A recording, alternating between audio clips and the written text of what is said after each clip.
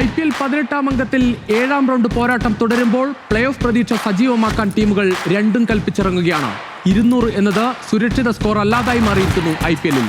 ഈ IPL-ലെ സുവർണ സംഘം പഞ്ചാബ് കിങ്സ് 245 റൺസ് അടിച്ചിട്ടും കഴിഞ്ഞ മത്സരത്തിൽ ഹൈദരാബാദിന് മുന്നിൽ തോറ്റു. ഇന്ന് പഞ്ചാബ് ഇറങ്ങുകയാണ് കൊൽക്കത്തയ്ക്കെതിരെ സ്വന്തം മണ്ണിൽ. പഞ്ചാബിന്റെ കഴിഞ്ഞ മത്സരത്തിൽ അഭിഷേക് ശർമ്മ എല്ലാ അഭിനന്ദനങ്ങളും കൈയടക്കിയെങ്കിലും ശ്രേയസ് അയ്യരുടെ പോരാട്ടത്തിൽ അറിയപ്പെടുമെന്ന് കരുതിയ മത്സരമായിരുന്നു അത്. 36 പന്തിൽ 82 റൺസ് എടുത്താണ് ശ്രേയസ് പുറത്തായത്. 250 റൺസുമായി പഞ്ചാബിന്റെ ടോപ്പ് സ്കോററാണ് ഇപ്പോഴും നായകൻ. ബാറ്റിംഗിലും ബൌളിംഗിലും മറ്റേതൊരു ടീമിനേക്കാളും വൈവിധ്യമുണ്ട് പഞ്ചാബ് കിങ്സിന്. 8 ബൌളർമാർക്കെങ്കിലും പന്തേൽപ്പിക്കാനുള്ള അവസരമുണ്ട് ശ്രേയസ് അയ്യർക്ക്. പക്ഷേ കഴിഞ്ഞ മത്സരത്തിൽ അഭിഷേക് ശർമ്മയ്ക്ക് മുന്നിൽ ഒന്നും ഫലം കണ്ടില്ല. വിജയവഴിയിലേക്ക് തിരിച്ചെത്താൻ രണ്ടും കൽപ്പിച്ചിറങ്ങുകയാണ് പഞ്ചാബ് കിങ്സ്. പരിക്കേറ്റ ലോക്കി ഫെർഗ്യൂസൺ കളിക്കാനുള്ള സാധ്യത കുറവ്. കഴിഞ്ഞ മത്സരത്തിൽ 2 പന്തെറിഞ്ഞപ്പോൾ തന്നെ പരിക്കുമായി കളം വിടുകയായിരുന്നു ലോക്കി. പ്രിയാൻഷ് പ്രഭ്സിമ്രാൻ സഖ്യം നൽകുന്ന തുടക്കമാണ് പഞ്ചാബ് കിങ്സിന്റെ കരുത്ത്. ഇന്ത്യൻ ക്രിക്കറ്റിലേക്ക് ഇനിയൊരു സ്ലോട്ടിനായി അവസരം കാത്തിരിക്കുന്ന താരമാണ് പ്രിയാൻഷ് എന്ന് നിസ്സംശയം പറയാം.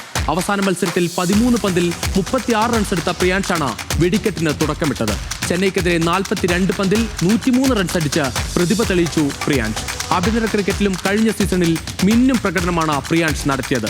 ഈ IPL-ൽ 150 റൺസ് പിന്നിട്ട താരങ്ങളിൽ ഏറ്റവും അധികം സ്ട്രൈക്ക് റേറ്റ് പ്രിയാൻഷിനാണ്.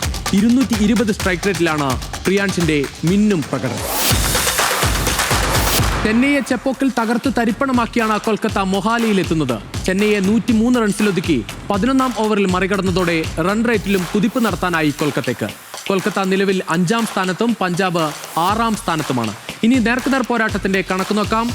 പഞ്ചാബും കൊൽക്കത്തയും പരസ്പരം ഏറ്റുമുട്ടിയത് 33 മത്സരങ്ങളിലാണ്. കൊൽക്കത്തയ്ക്ക് വ്യക്തമായ മുൻതൂക്കമുണ്ട്. 21 മത്സരങ്ങളിൽ കൊൽക്കത്തയും 12 മത്സരങ്ങളിൽ പഞ്ചാബും ജയിച്ചു. പക്ഷേ അവസാന മത്സരത്തിൽ പഞ്ചാബിനായിരുന്നു ജയം. കഴിഞ്ഞ സീസണിൽ 8 വിക്കറ്റിനാണ് പഞ്ചാബ് കൊൽക്കത്തയെ തകർത്തത്. പ്ലേ ഓഫ് സ്പോട്ടാണ് ഇരുവരുടെയും ലക്ഷ്യം. ഓരോ മത്സരങ്ങളുടെ ഇടവേളയിലും ജയവും തോൽവിയുമായി മാറി മാറിയാണ് പഞ്ചാബിന്റെയും കൊൽക്കത്തയുടെയും സഞ്ചാരം. ആ കണക്കിൽ ഭാഗ്യം ഇത്തവണ പഞ്ചാബിന് കിട്ടുമെന്നാണ് ആരാധകരുടെ പ്രതീക്ഷ. പഞ്ചാബിനെ തടയാനാകുമോ കൊൽക്കത്തയ്ക്കെന്ന് കാത്തിരിക്കും.